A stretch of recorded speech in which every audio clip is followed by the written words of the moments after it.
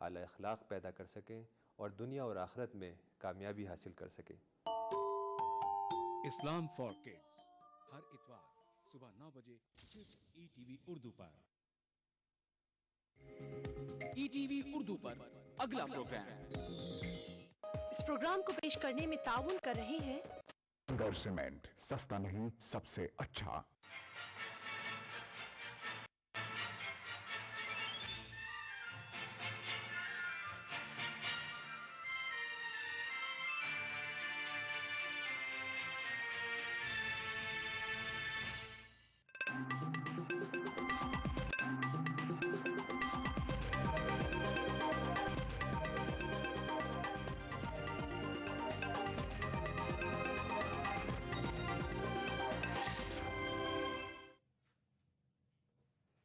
नाज़रीन आदाब, BTV Urdu news में आपका खैर मक़दम है। आप देख रहे हैं खबरनामा। मैं हूं सैयद अहमद जिलानी। पहले नज़र सुर्खियों पर।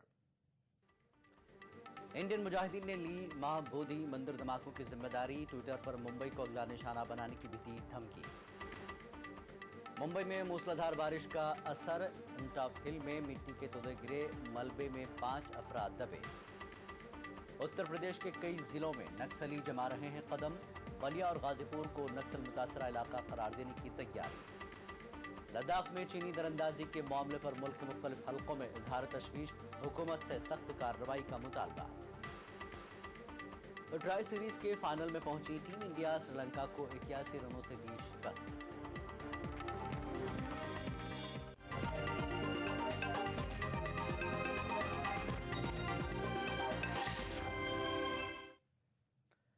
और खबरें तफसील से। ममनुआ तंजीम इंडियन मुजाहिदीन ने गया के महाबोधि मंदिर में सिलसिलेवार धमाकों की जिम्मेदारी कबूल कर ली है।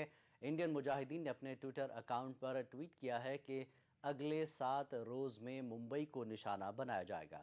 तहम पुलिस अभी इस ट्विटर अकाउंट की सदाकत की जांच कर रही है। दूसरी जानब धमाकों के सिलसिले में पटना से 4 मुश्तबा अफराद को हिरासत में लिया गया। धमाकों में इस्तेमाल किए गए सिलेंडर भी ऐसे हैं जिसे मंदिर से 100 किलोमीटर की दूरी तक तकरीबन मकामी लोग बनाते और फरोख्त करते हैं। जांच एजेंसियां इस बात को भी लेकर पसोपेश में हैं कि 20 फुट ऊंचे बुद्ध जी के मुजस्समे पर बम कैसे नस्ब किया गया। एजेंसी के मुताबिक इसके लिए सीढ़ी इस्तेमाल की गई होगी, लेकिन धमाकों के बाद मंदिर से सीढ़ी का गायब हो जाना भी जांच एजेंसियों के लिए गुत्थी बनी हुई है। जांच एजेंसियां मंदिर के 40 निजी सिक्योरिटी एहलकार और साफ सफाई करने वाले अमले में पूछताछ कर रहे हैं। यूपीए चेयरपर्सन सोनिया गांधी और मरकजी वज़ीर दाखिला सुशील कुमार शिंदे आज बोधगया में हैं। उन्होंने मां बोधी मंदिर का दौरा किया और सिलसिलेवार धमाकों से हुए नुकसान का जायजा लिया। वज़ीर दाखिला और सोनिया गांधी ने धमाकों की जांच पड़ताल के बारे में भी जानकारी हासिल की। सेक्रेटरी दाखिला अनिल गोस्वामी और कांग्रेस जनरल सेक्रेटरी अंबिका सोनी भी उनके साथ हैं। कांग्रेस सदर और मरकजी वजीर के दौरे के पेश नज़र मां बोधी मंदिर के अतराफ सलामती के सख्त बंदोबस्त किए गए हैं।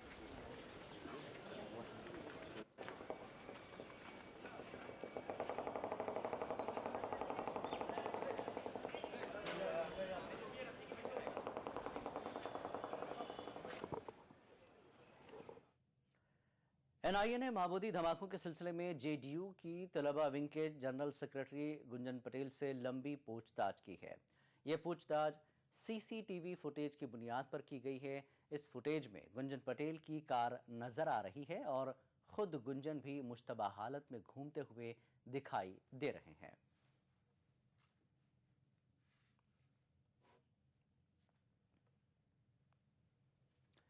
मुंबई के अनटॉप हिल इलाके में मूसलाधार बारिश के सबब मिट्टी के तोदे खिसक गए, जिसकी वजह से 5 अफराद मलबे में दब गए हैं। मलबे से उन्हें निकालने की कोशिश की जा रही है।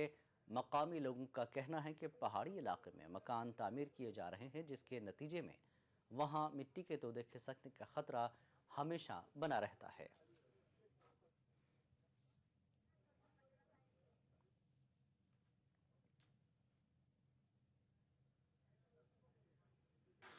अब लोग दूसरे बाजू में पहाड़ खोद करके अंदर झोपड़े बनाने की कोशिश किए और पहाड़ को नीचे से पोकर देते हैं, ऊपर से खुला रहता है, तो इसकी वजह से ऐसा होता है। लेकिन यहाँ के विभाग के लोगों को नए नए झोपड़े और पहाड़ को खोद कर, वो भी खाली नीचे से खोद के ऊपर लटकता हुआ रखेंगे, तो इसकी वजह से ये हादसा होते हैं। छत्तीसगढ़ और झारखंड में हुए नक्सली हमलों के बाद अब उत्तर प्रदेश में भी ऐसे ही हमलों का खतरा है। खासकर बिहार से मुल्हिक बलिया और गाजीपुर अजला में नक्सलियों की सरगर्मियां बढ़ गई हैं। यही वजह है कि रियासती हुकूमत की जानिब से इन जिलों को नक्सल मुतासरा जिला करार दिए जाने की कोशिशें अचानक तेज हो गई हैं। घटना के बेसिस पर हम लोगों ने बलिया को नक्सल प्रभावित क्षेत्र डिक्लेयर करने के लिए गवर्नमेंट ऑफ इंडिया से रिक्वेस्ट किया है। उसके साथ ही वहाँ पर जो संसाधन हैं उनको सुदृढ़ करने के लिए कुछ पुलिस स्टेशन जो बिहार बॉर्डर से लगे हुए हैं, नीचे का जो हिस्सा है थोड़ा सा लोअर देखें, बिहार के नीचे का हिस्सा तो नक्सल प्रभावित है रिवर के किनारे का, तो इसलिए हम लोगों ने लिखा है कि उनको नक्सल प्रभावित क्षेत्र घोषित करने से सेंट्रल एड भी मिलेगी और उसमें थोड़ा पुलिस स्टेशन भी स्ट्रेंथन होंगे, पुलिस की गाड़ियां और मिलेंगी और संसाधन मिलेंगे। हालिया नक्सली हमलों से इस बात की तस्दीक हो चली है कि नक्सली न सिर्फ अपने आप को आधुनिक संसाधनों से लैस कर रहे हैं, बल्कि नया मास्टर प्लान भी उनके पास तैयार है। ऐसे में यूपी के बलिया में बढ़ती नक्सली गतिविधियां और दूसरी ओर आधी अधूरी तैयारियों से यूपी पुलिस नक्सल से निपटने का दावा कहीं बड़े परेशानी का सबब न बन जाए। कैमरा पर्सन प्रमोद के साथ संतोष कुमार, ईटीवी न्यूज, लखनऊ। केरला के सोलर पैनल घोटाला मामले में आज अपोजिशन एलडीएफ की कॉल पर 12 घंटे का रियासतगीर बंद मनाया जा रहा है। बंद का मिला जुला असर देखा जा रहा है। सरकारी व निजी ट्रांसपोर्ट सड़कों से नदारद हैं, दुकानें और होटल भी बंद हैं। रेल से पहुंचे मुसाफिर ट्रांसपोर्ट न होने से रेलवे स्टेशनों पर फंसे हुए हैं। पुलिस के मुताबिक कुछ इलाकों में निजी गाड़ियों पर पथराव किया गया है। रियासत में सिक्योरिटी के सख्त बंदोबस्त किए गए। अपोजिशन वज़ीर आला उमन चांडी के इस्तीफे का मुतालबा कर रही है। उमन चांडी इस्तीफे से इनकार कर चुके हैं। एलडीएफ के अरकान पार्लिमान और अरकान असम्बली 22 जुलाई को रियासती सेक्रेटेरिएट पर 24 घंटे का धरना भी देंगे।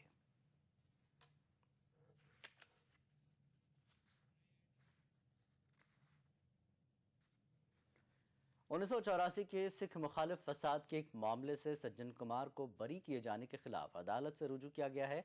इस सिलसिले में दिल्ली हाई कोर्ट में मफाद आमा की एक दरख्वास्त पेश की गई है। अदालत ने पीआईएल पर समाअत करते हुए कांग्रेस लीडर सज्जन कुमार को नोटिस जारी किया है। इशरत जहां फर्जी इनकाउंटर मामले में सीबीआई ने अपनी चार्जशीट में गुजरात पुलिस के 11 पुलिस एहलकारों को गवाह बनाया है। ऐनी गवाह के तौर पर पेश किए गए इन 11 पुलिस एहलकारों को सीबीआई ने एफआईआर में मुलजमीन के तौर पर पेश किया था, लेकिन उनका नाम चार्जशीट में शामिल नहीं किया गया है। उधर सीबीआई अदालत ने नरेंद्र अमीन की जमानत अर्जी को मुस्तरद कर दिया है। मरकजी जांच एजेंसी सीबीआई ने 2004 में हुए इशरत जहां फर्जी इनकाउंटर मामले में 3 जुलाई को अपनी चार्जशीट दाखिल की है। सीबीआई ने अपनी चार्जशीट में कहा है कि इशरत और दीगर 3 अफराद को गुजरात पुलिस ने एक फर्जी इनकाउंटर में कत्ल किया था। इस मामले में गुजरात पुलिस के 11 एहलकार ऐसे हैं जिन्हें सीबीआई ने एफआईआर में मुलजिम करार दिया था, लेकिन चार्जशीट में उनका नाम शामिल नहीं किया है। एजेंसी ने उन्हें इस मामले में आईनी गवाह बना लिया है। इस मामले में आईनी गवाह बनाए गए लोगों में वक्त सिंह वनार, हरीश कुमार अग्रवत, चेतन गोस्वामी, परवीन सिंह वाघेला, रमेश पटेल, किशोर सिंह वाघेला, देवेंद्र गिरी गोस्वामी, इब्राहिम चौहान, मोहन मेहनत, कलू देसाई और भरत पटेल का नाम शामिल है। ये सभी गुजरात पुलिस में कांस्टेबल से लेकर डिप्टी एसपी के कैडर तक के ओहदेदार हैं। इनमें से कई लोगों का सीबीआई ने बयान भी रिकॉर्ड कर लिया है। इन सभी पुलिस एहलकारों को सीबीआई ने इशरत जहां मामले में दर्ज एफआईआर में मुलजिम बनाया था, लेकिन चार्जशीट में इन लोगों का नाम शामिल नहीं किया है। इसके अलावा इनकाउंटर के वक्त अहमदाबाद के पुलिस कमिश्नर रहे के.आर. कोशक को भी सीबीआई ने एफआईआर में मुलजिम बनाया था, लेकिन चार्जशीट में उनका नाम शामिल नहीं किया है। वहीं दूसरी जानिब इस फर्जी इनकाउंटर मामले में सीबीआई की खुसूसी अदालत ने मुलजिम नरेंद्र के अमीन की जमानत की अर्जी को मुस्तरद कर दिया है। नरेंद्र अमीन ने अपनी अर्जी में इस मामले में सीबीआई की दाखिल करदा चार्जशीट पर सवाल उठाए थे। नरेंद्र अमीन के मुताबिक चार्जशीट नामुकम्मल है और सीबीआई ने उनकी गिरफ्तारी के 90 रोज के अंदर चार्जशीट दाखिल नहीं की, जिसकी बुनियाद पर उन्हें जमानत दी जानी चाहिए। लेकिन अदालत ने सीबीआई की चार्जशीट को दुरुस्त और 90 रोज के अंदर दाखिल करार दिया। उन्होंने ये कोर्ट में एक एप्लीकेशन लगाया था कि ये चार्जशीट अधूरा है और 90 दिन के जो लिमिट है उसके अंदर नहीं पूरा चार्जशीट पूरा फाइल नहीं हुआ है, इसीलिए उनको डिफरेबल का लाभ मिलना चाहिए, जिसको आज कोर्ट ने नकारते हुए ये कहा है कि नहीं, जो सीबीआई ने जो चार्जशीट फाइल किया था वो पूरा है और जो 90 दिन के अंदर चार्जशीट करना चाहिए था वो सीबीआई ने किया है, इसीलिए अमीन को डिफरेबल का हक नहीं मिलता है। वाज़ेह रहे कि 15 जून 2004 को इशरत और उसके 3 साथियों को अहमदाबाद के मुज़ाफ़ात में एक फर्जी इनकाउंटर में कत्ल किया गया था। गुजरात पुलिस ने इशरत को लश्कर तैयबा का एजेंट बताकर इनकाउंटर को जवाज़ फराहम किया था। Bureau report, ETV news.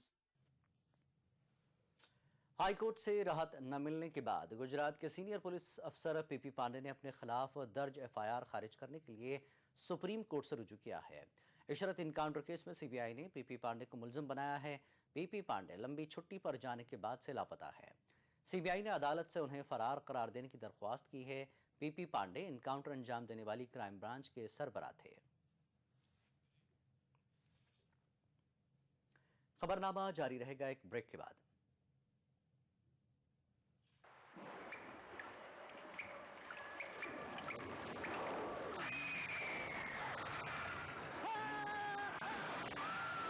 अगर सीमेंट जंग रोधक न हो तो जानलेवा हो सकता है।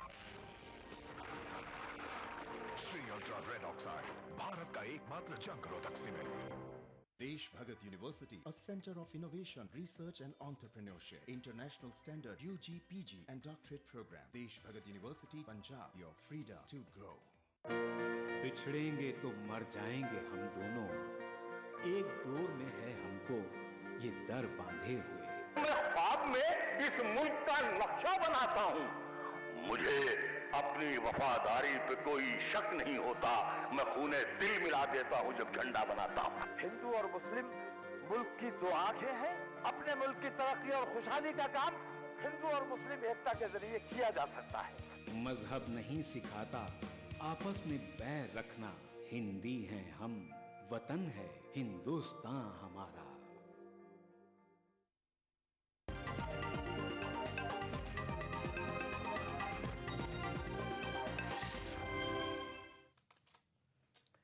खबरनामे में एक बार फिर आपका खैर मकदम है। मुंबई की एक मकामी अदालत ने सिमी के 7 कारकुनों को बरी कर दिया है। बरी होने वालों के नाम सरदार अमान खान, इरफान अहमद, जमशेद, इमरान अहमद, अजीम शेख, अब्दुल जब्बार और अमीरुल्लाह हैं। इनमें से एक पर 2006 के सिलसिलेवार धमाकों का इल्ज़ाम था। इन लोगों को 27 सितंबर 2001 को वस्ती मुंबई से गिरफ्तार किया गया था। इसी दिन सिमी पर पाबंदी आयद की गई थी। पुलिस ने कहा था कि ये लोग पाबंदी के खिलाफ एहतजाज का मंसूबा बना रहे थे। पुलिस ने उनके पास से कुछ मुश्तबा लिटरेचर भी दस्तियाब होने का दावा किया था, लेकिन पुलिस उनके खिलाफ पुख्ता सबूत पेश करने में नाकाम रही। पुलिस ने इन पर गैर कानूनी सरगर्मियों में मुलविस होने का इल्ज़ाम लगाया था, लेकिन ये इल्ज़ाम अदालत में साबित नहीं हो सका।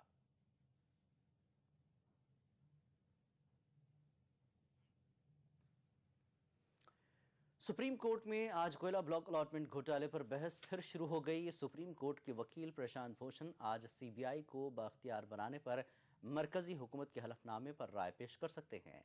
पीर के रोज सीबीआई ने सुप्रीम कोर्ट में एक अर्जी दाखिल की थी, जिसमें जांच की तफसीलात को हुकूमत के साथ शेयर करने की इजाज़त मांगी गई है। इसके अलावा एजेंसी ने कोयला ब्लॉक अलॉटमेंट घोटाले पर स्टेटस रिपोर्ट भी दाखिल कर दी है। कर्नाटक में आज से 1 रुपया किलो चावल स्कीम का आगाज किया जा रहा है। वज़ीर आला सिद्धारमैया बेंगलुरु में इस स्कीम का इफ्तिताह करेंगे। कांग्रेस ने अपने इंतखाबी मंशूर में गरीब खानदानों के लिए 30 किलो चावल 1 रुपया किलो के हिसाब से देने का वादा किया था। ಅನ್ನಭಾಗ್ಯ ಕಾರ್ಯಕ್ರಮ ಅಧಿಕೃತವಾಗಿ ಚಾಲನೆ ಕೊಡ್ತಾ ಇದ್ದೀವಿ। ರಾಜ್ಯದ ಎಲ್ಲ ಜಿಲ್ಲೆಗಳಲ್ಲಿ ಏಕಕಾಲದಲ್ಲಿ ಅದು ಲಾಂಚ್ ಆಗ್ತಾ ಇದೆ। कर्नाटक में कांग्रेस आज अन्न भाग्य स्कीम को मुतारिफ कराने जा रही है।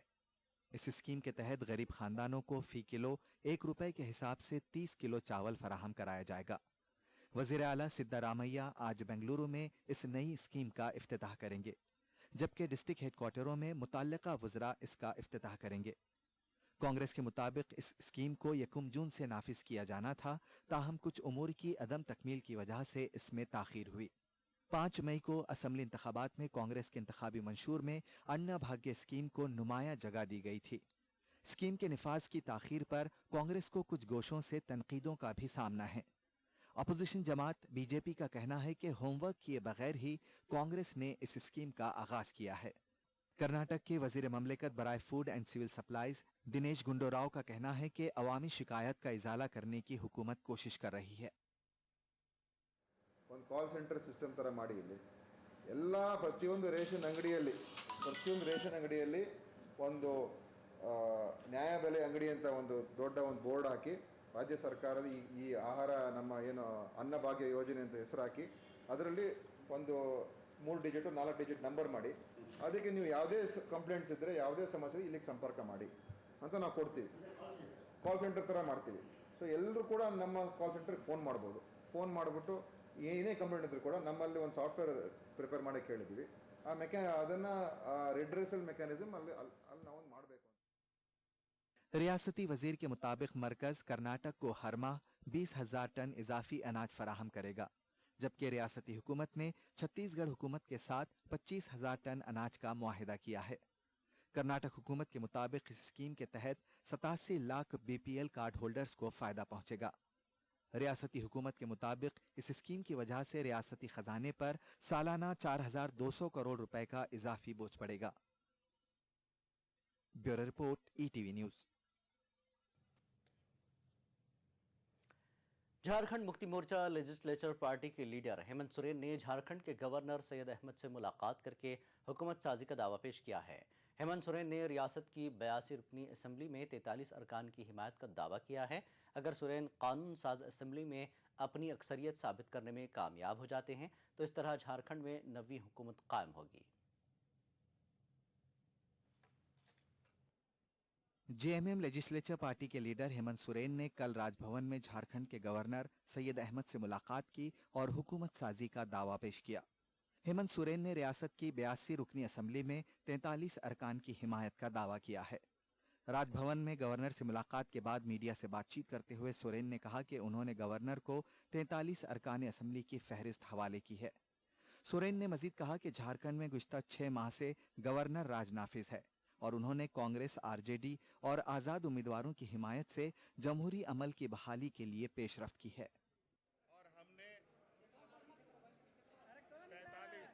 43 साथियों का समर्थन पत्र महामहिम को सौंपा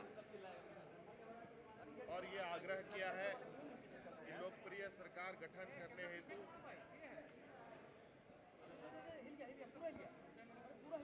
वो आगे की कार्रवाई या आगे का मार्ग प्रशस्त करें। झारखंड असेंबली में जेएमएम और बीजेपी की मसावी 18-18 सीटें हैं, जबकि कांग्रेस के पास 13 सीटें हैं। सितंबर सन 2010 में बीजेपी को अपनी हिमायत देकर जेएमएम ने हुकूमत साजी में बीजेपी की मदद की थी, लेकिन इस साल 8 जनवरी को जेएमएम ने हिमायत वापस लेकर बीजेपी की हुकूमत को गिरा दिया। अब जेएमएम कांग्रेस की हिमायत से हुकूमत बनाने जा रही है। कांग्रेस ने एक बार फिर दोहराया है कि हुकूमत साजी में वो जेएमएम की पूरी तरह से हिमायत करेगी। हमने स्पष्ट कहा था कि यदि झारखंड में झारखंड मुक्ति मोर्चा सरकार बनाने का दावा पेश करेगी तो भारतीय राष्ट्रीय कांग्रेस उसका समर्थन करेगी।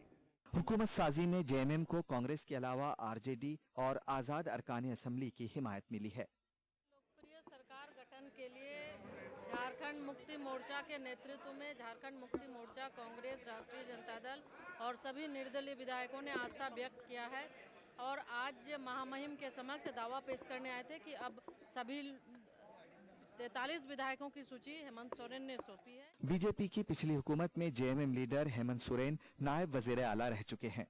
अब उन्हें इंतजार गवर्नर सैयद अहमद की दावत का है।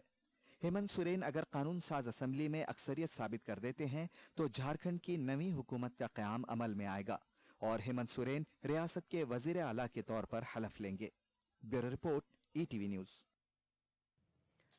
भारी बारिश और नेपाल से पानी छोड़े जाने के बाद यूपी के बहराइच में भी सैलाब का खतरा पैदा हो गया है।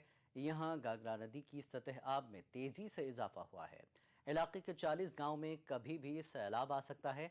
इंतजामिया ने इन 40 गांव में अलर्ट जारी कर दिया है और लोगों को महफूज मकामात पर मुंतकिल करने के अहकामात जारी कर दिए गए हैं।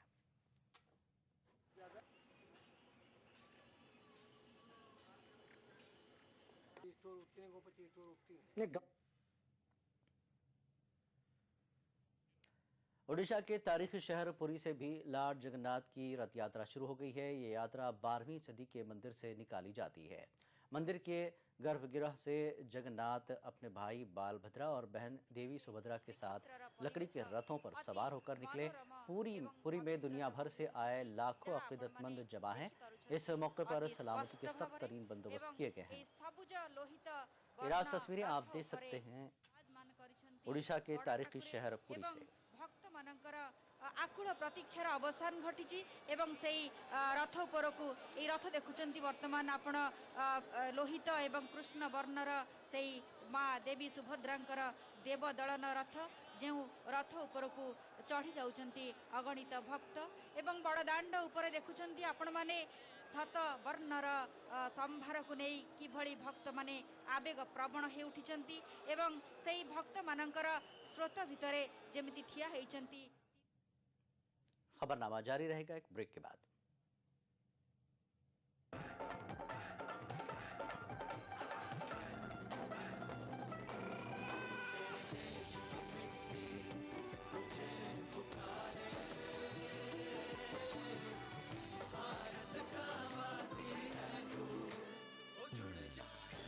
मिट्टी से ही शान, मिट्टी से ही पहचान। तो बनिए हिस्सा नेशनल पॉपुलेशन रजिस्टर का। कैंप्स शुरू हो चुके हैं। राष्ट्रीय जनसंख्या रजिस्टर, मेरी पहचान, मेरा अभिमान। मेरा नाम है राम, ऑस्ट्रेलिया से आया हूँ। राम नहीं, बंदर। किचन से खबर आई है, तुमने मुझे बंदर कहा है? नहीं, ऑस्ट्रेलियन बंदर। वाओ!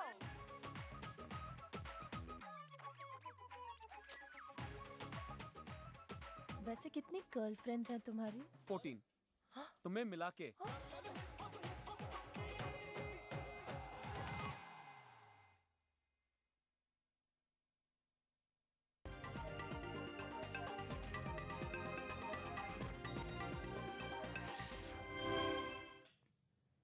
खबरनामे में एक बार फिर आपका खैर मकदम है। चीन हिंदुस्तानी सरहद में घुसने की हरकतों से बाज नहीं आ रहा है। चीनी दरअंदाजी का ताज़ा वाक़या 17 जून का है। सरकारी ज़राए के मुताबिक चीनी फ़ौज ने लद्दाख के चमार सेक्टर में दरअंदाजी की थी। उसने वहाँ कुछ हिंदुस्तानी बंकरों और चौकसी के लिए नस्ब कैमरों को भी तोड़ डाला था। सिफारती सतह पर चीन हिंदुस्तान से मुस्कुराकर, हाथ मिलाकर सरहद पर अमन के क़याम के लिए संजीदा कोशिशें करने की बात दोहराते नहीं थकता। लेकिन चीन की आला क़यादत जिस एतमाद बाहमी और बाहमी ताउन की बातें कर रही है, इसका अमली नमूना सरहद पर चीनी फौजें पेश नहीं करती मालूम हो रही हैं। सरकारी ज़राए के मुताबिक चीन के तौसीई अज़ाइम पर इसकी सिफारती कोशिशों का असर होता नहीं दिखता। इतलात के मुताबिक चीनी फौजी जवान 17 जून को हिंदुस्तानी हुदूद लद्दाख के चुमर सेक्टर में घुस आए थे। ये वही सेक्टर है जिसमें कुछ तामीरात के सबब दोनों मुल्कों के बीच ताल्लुकात कशीदा हो गए थे। चीनी फौज ने हिंदुस्तानी हुदूद में दाखिल होकर चौकियों और सरहद पर निगरानी के लिए नस्ब कैमरे भी तोड़ फोड़ दिए थे। चुमर का महल वक़ू चीनियों के लिए हमेशा से सरदर्द रहा है। यहाँ तक कि चीनी फौज को सड़क के जरिए रास्त रसाई हासिल नहीं है। हिंद चीन सरहद पर चुमर लद्दाख से 300 किलोमीटर के फासले पर है। चुमर डिवीजन में चौकसी टावर की ताबीर के खिलाफ 15 अप्रैल को चीनी फौज लद्दाख के दौलत बेग ओल्डी सेक्टर में घुस आई थी। ये तातुल 21 दिनों के बाद सिफारती कोशिशों से खत्म हुआ था, जिसके बाद हिंदुस्तान ने चौकसी टावर को गैर कारकर्द बना दिया था। लेकिन चीनी फौज पर नजर रखने के लिए फौज ने कैमरे नस्ब किए थे।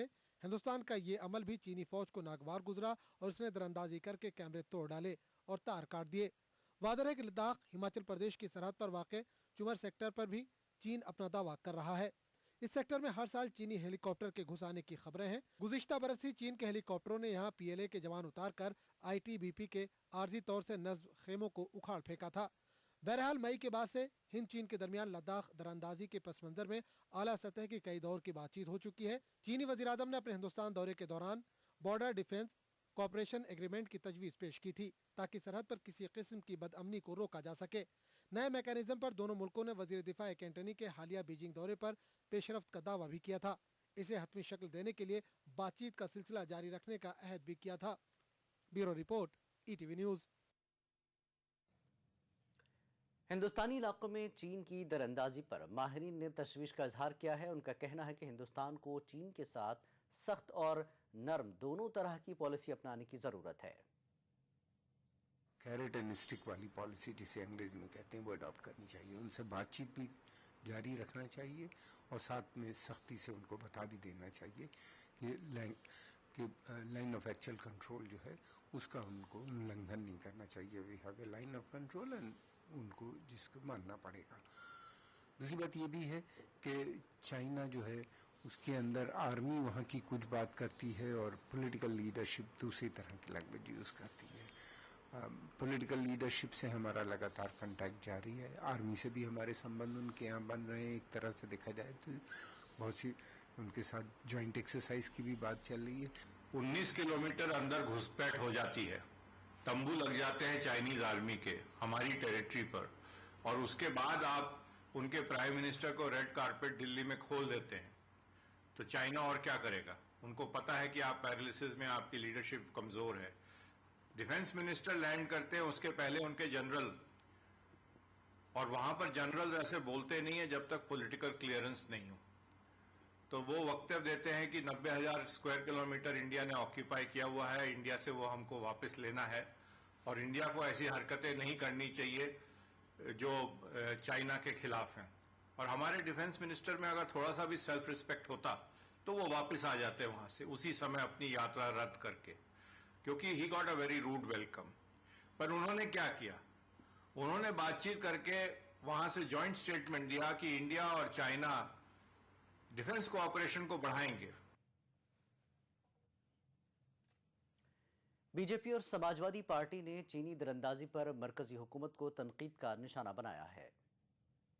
चीन की ये पुरानी आदत है, वो अपने मित्रों को भी अनसेटल करके रखना चाहता है कि वो अपना संतुलन खो दें किसी तरह, और असंतुलित लोगों से बात करने में उनको शायद ज़्यादा अच्छा लगता है।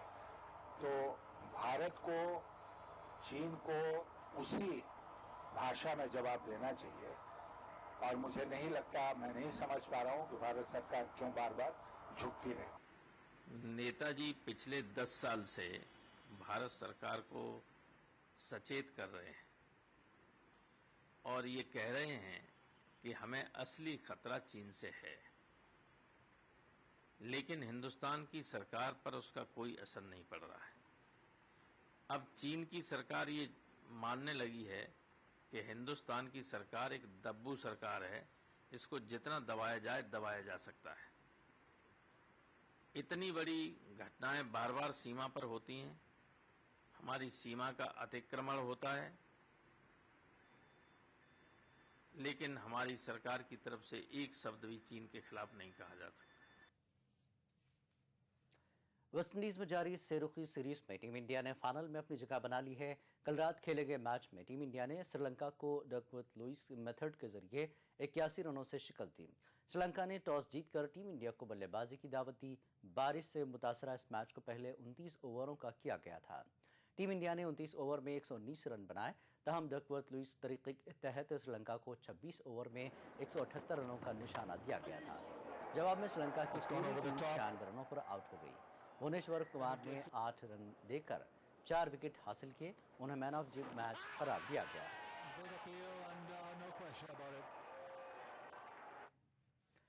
आईपीएल के साबिक चेयरमैन ललित मोदी पर आयद इल्जामात की जांच के लिए तश्कील दी गई 2 रुकनी तादीबी कमेटी ने अपनी रिपोर्ट बीसीसीआई को पेश कर दी है। ज्योतिरादित्य सिंधिया और अरुण जेटली पर मुश्तमिल 2 रुकनी कमेटी ने 500 सफ़हात पर मुश्तमिल तफसीली रिपोर्ट पेश की है। बीसीसीआई के एक ओहदेदार के मुताबिक 28 जुलाई को कोलकाता में होने वाली बीसीसीआई के वर्किंग कमेटी की मीटिंग में ये रिपोर्ट पेश की जाएगी और कमेटी की तहक़ीक़ात का तज्ज़िया करके मुनासिब इक़दामात की सिफारिश करेगी। वाज़ेह है कि तादीबी कमेटी के एक तीसरे रुकन बीसीसीआई के सदर श्रीनिवासन थे, जिनको उनके बिरादर निस्बती की मैच फिक्सिंग में नाम आने पर ओहदे से सबकदोश होना पड़ा था। खबरनामे में फिलहाल इतना ही। आदाब।